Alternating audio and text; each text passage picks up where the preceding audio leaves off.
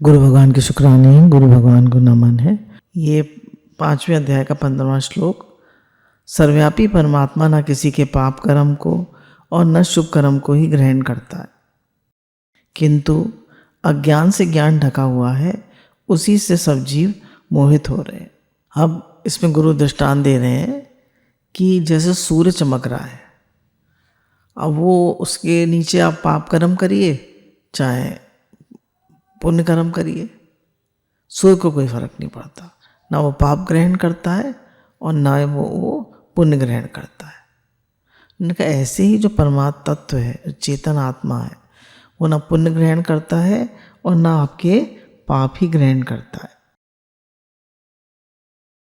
तो भगवान ने तो हमें स्वतंत्रता दे रखी है कि हम पाप करें या पुण्य करें, पर जो लोग अपनी अहंकार को, अपनी मैं को गंवा के सारे कर्म भगवान के समर्पित कर देते हैं कि भगवान जी मैं कुछ नहीं करता, आपकी शक्ति से हो रहा है,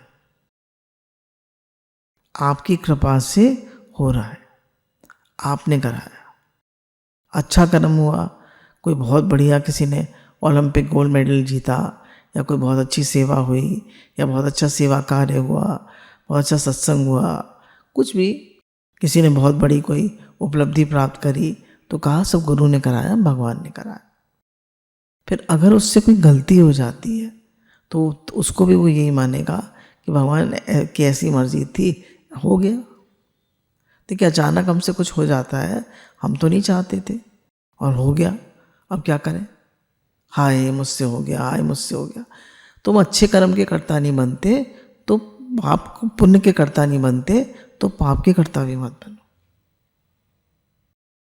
तो जो पुण्य का कर्ता नहीं बनता, मतलब अच्छे काम जो तुमसे हुए हैं वो भगवान ने कराए, गुरु ने कराए, मैंने कुछ नहीं किया, मेरी कहाँ सामर्थ्य है।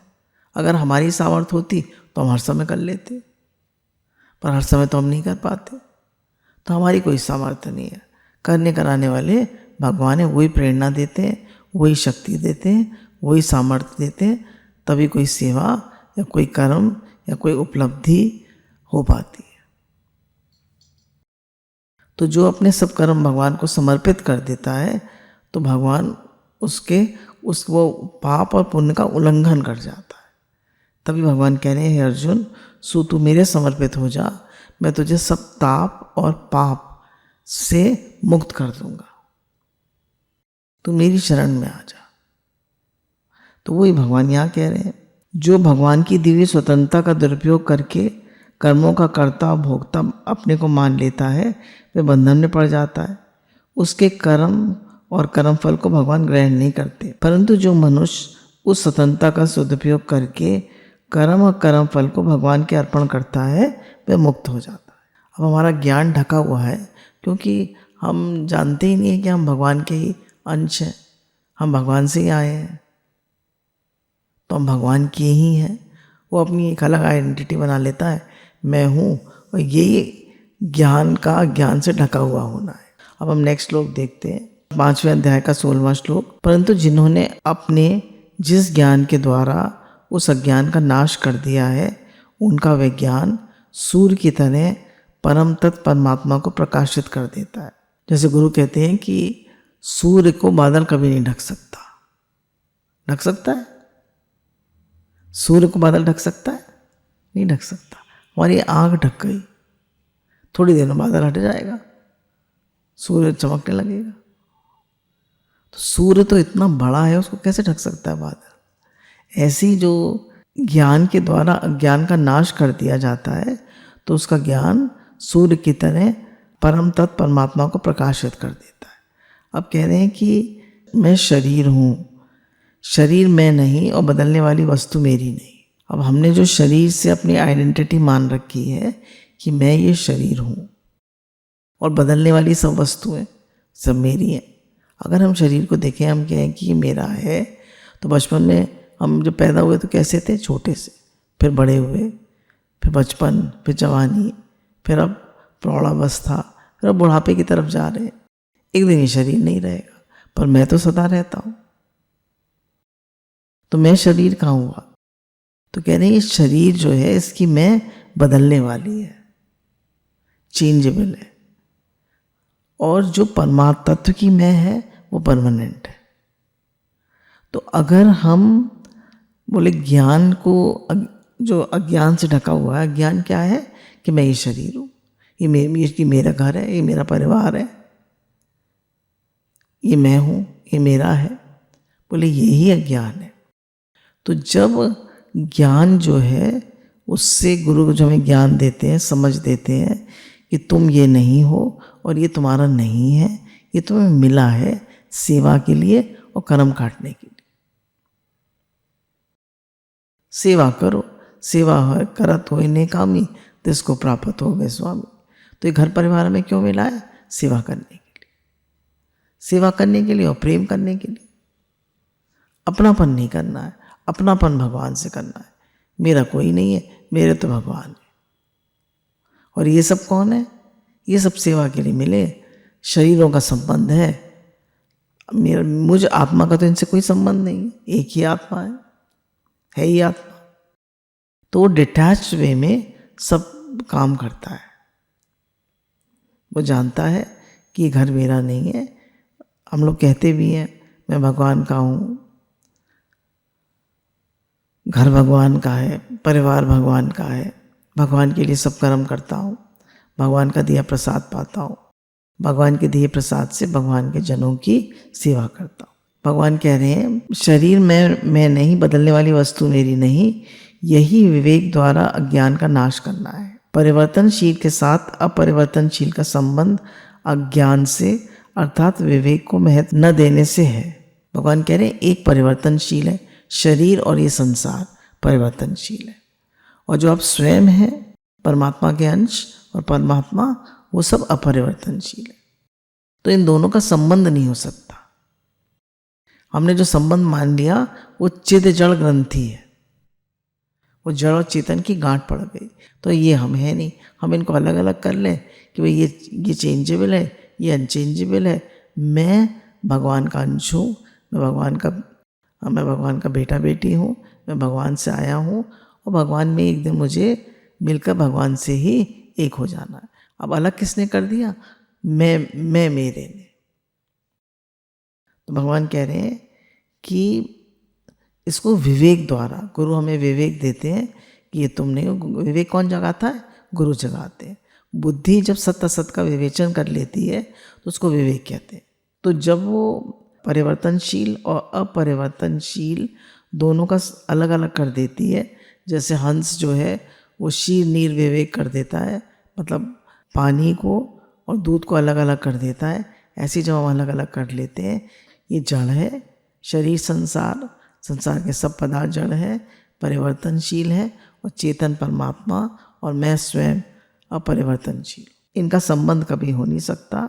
उसका विवेक सच्चिदानंद घन परमात्मा को प्रकाशित कर देता है, अर्थात अनुभव करा देता है। तो भगवान कह रहे हैं उसका जो विवेक है वो उसको सच्चिदानंद घन परमात्मा का अनुभव करा देता है। जब वो विवेक द्वारा जड़ से संबंध विच्छेद करके उसका त्याग कर देता है। अब त्याग कैसे करेगा? शरीर का मान लेगा कि ये मैं नहीं हूँ, ये मेरा नहीं है, सब भगवान का है, मिला है, एक दिन छूट जाएगा। मैं तो भगवान से आया हूँ और मैं भगवान का ही हूँ। तो उनके साथ रहते हुए भी live in the world but not of the world, वो चिपकता नहीं है। भगवान ने कहा जैसे मैंने सारी सृष्टि बनाई, सबका लालन पालन करता हूँ, पर मेरा कोई नहीं है, मैं चिपकता किसी से नहीं। ऐसी हमें सेवा करनी है पर चिपकना नहीं है, मेरा नहीं मानना। अब हम 17 श्लोक लेते हैं। जिनका मन तदाकार हो रहा है, जिनकी बुद्धि तदाकार हो रही है, जिनकी स्थिति परमात्म तत्व में, यानी ऐसे परमात्म परायण साधक ज्ञान के द्वारा पाप रहित होकर अपुनरावृत्ति परम गति को प्राप्त होता है। अब भगवान कह रहे हैं जिनका मन तदाकार हो रहा है, जिनका मन भगवान में लग गया है, चाहे जप द्वारा, जो लोग सारा दिन जप करते रहते हैं, हरे कृष्ण कृष्ण कृष्ण हरे हरे, हरे राम राम राम हरे हरे, हरे कृष्ण कृष्ण कृष्ण हरे हरे, हरे राम राम राम हरे हरे। उनका सारा दिन जप चलता है, तो उनका मन भगवान में लगा हुआ है। तो कहा जप द्वारा कलयुग नाम आधारा, सुमिर सुमिर नर उतरे पारा। हरे नाम हरे नाम हरे नाम, कलो नास्ते गति दंता। कलयुग में नाम ही आधार है, आप उससे जल्दी पार हो जाते हैं। तो भगवान कह रहे हैं जिनका मन तदाकार हो रहा है, इनका मन भगवान में लग गया है। हमारा मन किस में लगा रहता है? घर संसार में, कपड़ों में, गहनों में, शरीर में, बच्चों में, खाने पीने में, इनमें लगा रहता है। पर जिसका मन भगवान में लग गया है, तदाकार हो गया है, जिनकी बुद्धि तदाकार हो गई है, जिन्होंने बुद्धि से निश्चय कर लिया है कि एक परमात्मा ही सत्य है, ये संसार रहने वाला नहीं है, यह सत्य है, दुख रूप है, परिवर्तनशील है, जिनकी स्थिति परमात्मा तत्व में है, उनकी स्थिति परमात्मा में है।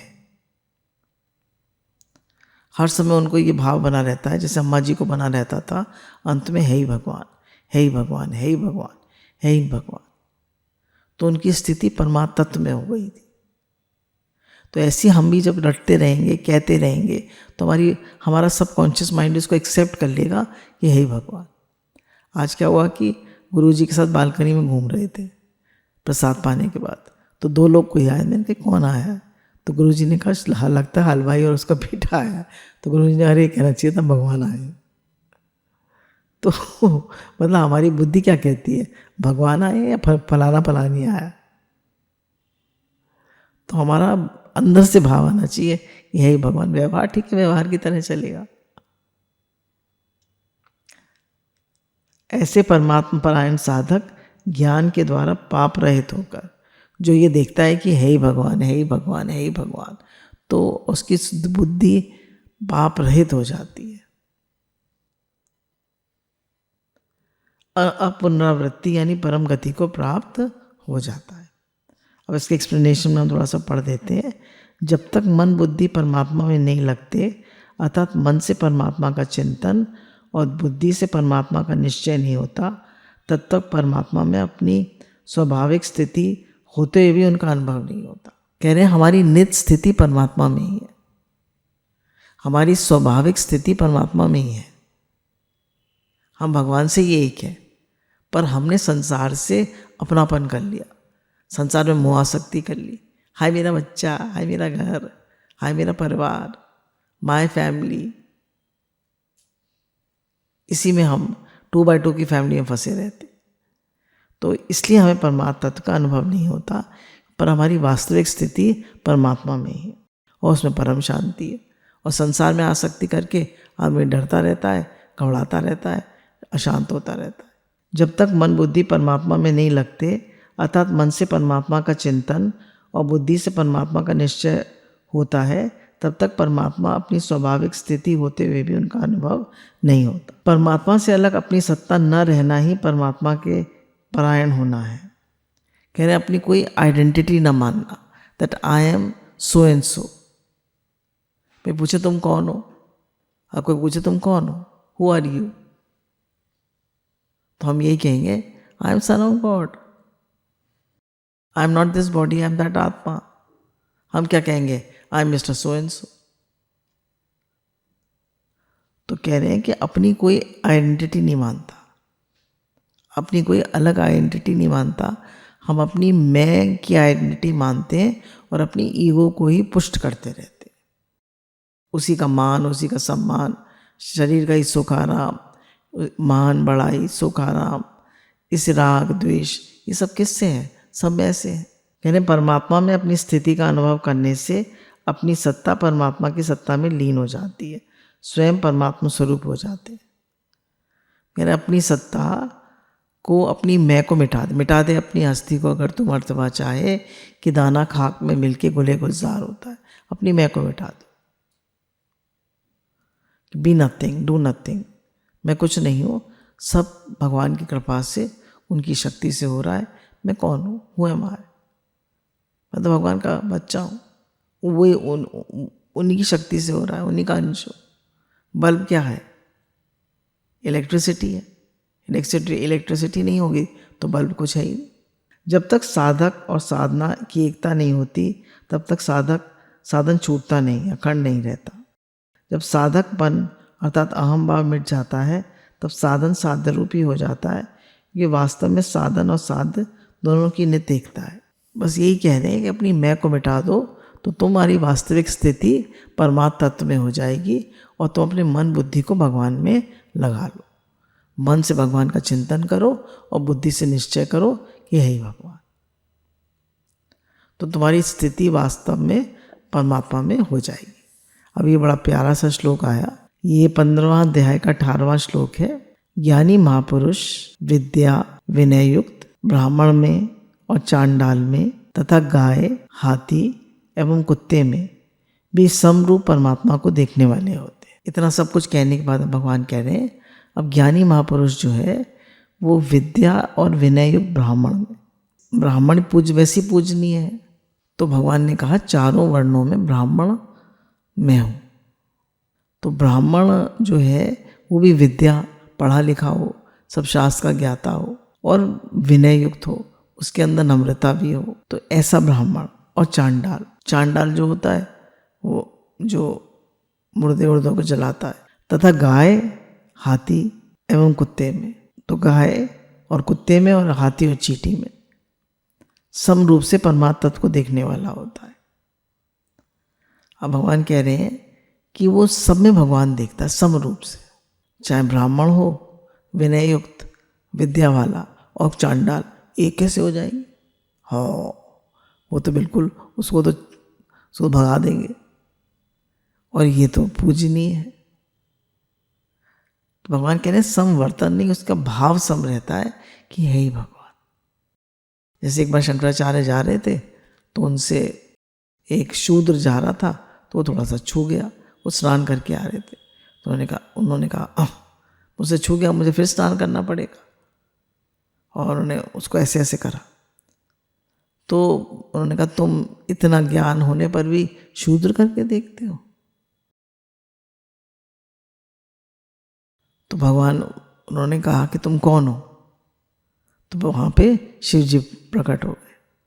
बोली सच्चिदानंद भगवान की जय। बोले मैं तुम्हारा निश्चय देखने आया था, तुम तो मुझे शूद्र करके देख रहे हो, तुमने तो भगवान नहीं देखा। तो हमारी दृष्टि, हमारा भाव यही होना चाहिए कि है ही भगवान। भले हमारे यहाँ रोज आते हैं स्वीपर्स, नाली वाली साफ कर जाते हैं, कूड़ा उठा के ले जाते हैं, वंदनीय है वो, हमारी सब गंदगी साफ कर जाते। तो दृष्टि हमारी सम होनी चाहिए कि विनय युक्त ब्राह्मण और चांडाल में कोई फर्क नहीं, वो एक ही परमात्म तत्व है। व्यवहार अलग अलग होगा। तथा गाय और कुत्ते में, गाय का तो दूध दूहते और कुत्ते को क्या करते? गाय को पूजनीय है गाय और कुत्ते को भगा देते। कुत्ते को आप घुसने देंगे अपनी रसोई में? नहीं, भगा देंगे। हाथी और चींटी में, हाथी इतना बड़ा, चींटी इतनी छोटी, सब कैसे हो सकते हैं? तो भगवान कह रहे हैं सब में वो एक ही परमात्मा को देखता है। तो भगवान कह रहे हैं दृष्टि तो सम हो सकती है पर व्यवहार सम नहीं हो सकता। व्यवहार सम केवल यमराज करते, यमराज सम व्यवहार करते हैं ना, सबको मार देते, चाहे चींटी हो, चाहे हाथी हो, चाहे कुत्ता हो, चाहे गाय हो, चाहे राजा हो, चाहे रंग को, सबके साथ एक सा व्यवहार करते। बोले और सम व्यवहार कोई नहीं कर सकता। अब इन्होंने ये कहा है कि यहाँ एक शंका हो सकती है कि दृष्टि विषम हुए बिना व्यवहार भिन्नता कैसे होगी? दृष्टि तो सम है पर व्यवहार भिन्न कैसे होगा? तो उन्होंने कहा इसका समाधान ये है कि अपने शरीर के सब अंगों, मस्तक, पैर, हाथ, गुदा आदि में हमारी दृष्टि अर्थात अपनेपन और हित की भावना समान रहती है, फिर भी हम उनके व्यवहार में भेद रखते। अपने शरीर के सब अंगों में भी भेद रखेंगे, आँख में और पैर में एक सा व्यवहार करेंगे? हाँ? जो लैट्रिन बाथरूम की जगह है उसमें और हाथों में एक सा व्यवहार करेंगे? नहीं, वो तो उनको तो ऐसा करेंगे, मतलब गंदा समझेंगे, बार बार हाथ धोएंगे उनको, लेटरिन जाके, बाथरूम जाके, गुदा और उपस्थ और गुदा। पर भगवान कह रहे हैं हमारी दृष्टि ये है कि मैं ही तो हूँ। तो फिर भी हम उनके व्यवहार में भेद रखते हैं। जैसे किसी को पैर लग जाए तो क्षमा याचना करते हैं, किसी को हाथ लग जाए तो क्षमा याचना करते हैं? नहीं करते। प्रणाम मस्तक और हाथों से करते हैं, पैरों से नहीं। प्रणाम किससे करते हैं? पैरों से, मस्तक और हाथों से। गुदा से हाथ लगने पर हाथ धोते हैं, हाथों से हाथ लगने पर हाथ नहीं धोते। हाथ से हाथ लग जाए तो हाथ धोते हैं, पर गुदा से पैर हाथ लग जाए तो हाथ धोते हैं। एक हाथ की उंगलियों में भी व्यवहार में भेद रहता है। तर्जनी उंगली ये और ये एक है। किसी को हम ये दिखाते हैं, यस।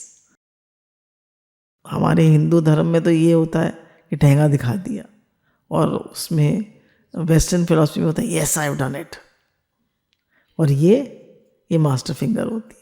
तो कहते हैं उंगलियों में भी भेद है।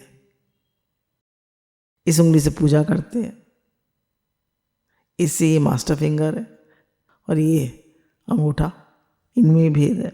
इस प्रकार शरीर के भिन्न भिन्न अंगों के व्यवहार में तो भेद होता है, पर आत्मीयता में भेद नहीं होता। पर सब मेरे ही हैं ये नहीं होता। इससे शरीर के किसी भी पीड़ित अंग की उपेक्षा नहीं होती। पैर में चोट लग जाए या आँख में चोट लग जाए तो एक सा ही तो व्यवहार करेंगे। कहीं भी शरीर में तकलीफ हो जाए तो वहाँ वैसे उसको वैसे ही ट्रीट करेंगे। कहने जैसे बहुत से लोग कहते हैं जब एक ही आत्मा है तो भंगी को ही बुला के टेबल पे खाना खिला दो, या रिक्शे वालों को बुला लो, या काम वाली को बुला के के साथ चाय पी लो। नहीं, व्यवहार में भेद है। जैसे हमारे यहाँ जो स्वीपर है उसकी थाली अलग है, उसको अलग खाना देते हैं, खाना वही देते हैं सेम, पर उसकी थाली अलग रहती है। तो जैसे गुरु जी ने बताया कि जैसे हमारे यहाँ जो शरीर से बच्चे हैं घर में, वो साधक और सेवक, तो वो तीनों ही हैं, तीनों ही रहते हैं एक साथ। तो ज़्यादा भेद नहीं होगा बच्चों में, और साधकों में ज़्यादा भेद नहीं होगा, और सेवक में भी ज़्यादा भेद नहीं होगा। उनको ये कहे नौकर है, हटो हटो। ट्रीटमेंट सबका एक सही होगा, करीब एक सही खाना देंगे, एक सही बोलेंगे, ज़्यादा फर्क नहीं करेंगे। अगर आप ज्ञानी हैं तो, मतलब अगर आप समझदार, आपकी दृष्टि सम है तो, नहीं तो आप बहुत भेद करेंगे। मेरे बच्चे ये नौकर हैं, ये तो ऐसे हैं, ये तो बड़े चालाक होते हैं, ये तो बड़ा अपना काम बनाते हैं, ये तो ऐसे हैं, ये तो ऐसे हैं। ये वाली भावना नहीं रखनी चाहिए। प्रेम का भाव रखना चाहिए, सबके लिए प्रेम का भाव। अब भगवान कह रहे हैं उन प्राणियों के प्रति महापुरुष की आत्मीयता, प्रेम, हित, दया आदि के भाव में कभी फर्क नहीं पड़ता। उनके अंतःकरण में राग, द्वेष, ममता, आसक्ति, अभिमान, पक्षपात, विषमता आदि सर्वथा अभाव होता है। जैसे अपने शरीर के किसी अंग का दुख दूर करने की चेष्टा स्वाभाविक होती है, ऐसी पता लगने पर दूसरे प्राणी का दुख दूर करने की और उसे सुख पहुंचाने की चेष्टा भी उनके द्वारा स्वाभाविक होती है। यही कारण है कि भगवान ने यहाँ महापुरुष को समदर्शी कहा है, समवर्ती नहीं। गीता में दूसरी जगह भी सम देखने की या समबुद्धि की बात आई है। सर्वत्र समदर्शन, आत्मोपयन सर्वत्र समम पश्यति, सर्वत्र समबुद्धि, समम सर्वेषु भूतेषु, या पश्यति स पश्यति, और समम पश्यन ही सर्वत्र। तो महापुरुष जो होता है, अगर उसको मानिए उसने शॉल ओढ़ा हुआ है और एक उसने जैकेट भी पहनी हुई है, स्वेटर भी पहना हुआ है, बहुत कपड़े हैं, और सामने वाला है उसके पास कुछ भी नहीं है, उसको ठंड लग रही है, तो वो अपनी जैकेट उतार के दे देगा कि भैया तुम पहन लो। तो गुरुजी कहते हैं, जैसे गुरुजी कहते हैं कि जाड़े आते हैं तो कंबल बांट दो, तुम्हारे यहाँ सेवक है उन्हें अच्छे से स्वेटर बांट दो। अम्मा जी ने बहुत ज़्यादा ही हमें सिखाया था कि जब जाड़े आए तो हर साल विंटर्स में सेवाधारियों को एक स्वेटर और लेडीज है तो शॉल और जेंट्स है तो कंबल दिया जाता है हर साल, एवरी साल। ये अम्मा जी ने सिखाया था, ये नियम है। तो हमें ठंड लगती है, हम अपने लिए गर्म कपड़े खरीदते हैं, तो उन्हें ठंड नहीं लगती, वो भी तो आपके आश्रित है। तो अब ये क्या हो गया, ये समदृष्टि हो गई। अब हम लोग पार्क में टहलने जाते हैं तो वहाँ पे काफ़ी सारी लेबर लगी हुई है स्मार्ट सिटी की, तो उन लोगों को ठंड लगती है सुबह सुबह। तो कह रहे हैं ये लोग हमें पैसे नहीं देते हैं, और हमारे घर कोई कहने लगा 2000 रुपये राशन वाले के उधार हो गए। कहने लगा पैसे ही नहीं है तो राशन वाले से उधार ला रहे हैं। कह रहे पैसे तो किसी को नहीं दिए, पर उन लोगों को ठंड लग रही थी तो जैकेट ला के दे दी। कि क्या हमें भी तो ठंड लगती है, उन्हें भी ठंड लगती है तो उन्हें जैकेट दे दी। वो लोग खुश हो गए। किसी मफलर दे दिए, जैकेट नहीं दे सकते, मफलर 50 रुपये में आ जाता है। कंबल दे दीजिए। तो देने का भाव हो कि जैसे हमें ठंड लगती है ऐसे इन्हें भी ठंड लगती है। तो ज्ञानी जो है वो वर्तन नहीं करता, पर समदर्शी होता है। वो जैसे अपने दुख को, अपना दुख जैसे हमको अपना दुख फील होता है, ऐसे ही वो दूसरे के दुख को भी फील करता है। जैसे अपनी केयर करता है ऐसे दूसरे की भी केयर करता है। जैसे अपने बच्चों को रखता है ऐसे दूसरे बच्चों को भी वैसे ही प्रेम से रखता है। अब इसमें ये कह रहे हैं समता संबंधी विशेष बात। समता कोई खेल तमाशा नहीं, प्रत्युत परमात्मा का साक्षात स्वरूप है। कह रहे परमात्मा अगर समता में कोई स्थित हो जाए तो परमात्मा का साक्षात स्वरूप। जिनका मन समता में स्थित हो जाता है वे यहाँ जीते जी ही संसार पर विजय प्राप्त कर लेते और परब्रह्म परमात्मा का अनुभव कर लेते। बोले जो सुख दुख हानि लाभ जीवन मरण सब में सम है, और उनकी दृष्टि भी सम है। जैसे बताया कि अभिनय ब्राह्मण में, चांडाल में, गाय और कुत्ते में, और हाथी और चींटी में सम दृष्टि है। तो कह रहे हैं वो परब्रह्म परमात्मा का अनुभव कर लेते हैं। यह समता तब आती है जब दूसरों का दुख अपना दुख और दूसरों का सुख अपना सुख हो जाता है। बोले ये समता कब आती है? जब दूसरों का दुख अपना दुख हो जाता है। हमें कोई भी दुखी लगे तो हमें तकलीफ होती है। जैसे पहले हम इब्राहिम लिंकन का दृष्टांत सुनते थे ना, कि भैया वो एक बार एक मीटिंग में जा रहे थे, सफ़ेद पोशाक पहनी हुई थी, तो एक कुत्ता फंस गया था गटर में। तो उनसे रहा नहीं गया, उनको लगा जैसे मैं ही फंस गया हूँ। तो उन्होंने उस कुत्ते को निकाला तो उनके सब कपड़ों पे छींटे पड़ गए। जब लोगों मीटिंग में गए तो लोगों ने कहा आपके कपड़े इतने गंदे कैसे हो रहे? तो उन्होंने बताया मैं जाता मैं बदलने तो लेट हो जाता बहुत, ऐसे हो गया। तो मतलब जैसे करुणा, जैसे गांधी जी जो थे, एक बार देखा कि एक स्त्री जो है वो गंगा स्नान कर रही है, तब इंडिपेंडेंस से पहले की बात।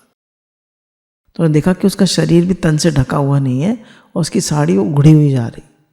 तो उन्होंने पगड़ी पहनी हुई थी, तो उन्होंने अपनी पगड़ी फौरन उतार के और गंगा जी में बहा दी, और स्त्री ने जल्दी से ले ली और अपने तन पे लपेट ली।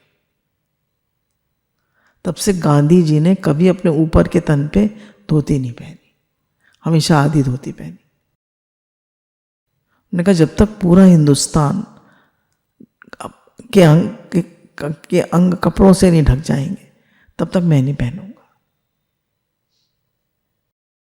हम तो को अच्छे से पहन के घूमते हैं और दूसरे कैसे भी रहे, हमें मतलब ही नहीं। तो भगवान कह रहे हैं कि समता कब आती है? जब दूसरे के दुख को दुख समझते हैं और दूसरे के सुख को सुख समझते। दूसरे के सुख में सुखी होना, वो भी कैसे सुखी हो, उसको भी कैसे सुख मिले, वो भी कैसे अच्छे से रहे, खाए पिए, अपना भजन करे, उसका भी ज्ञान कैसे पक्का हो।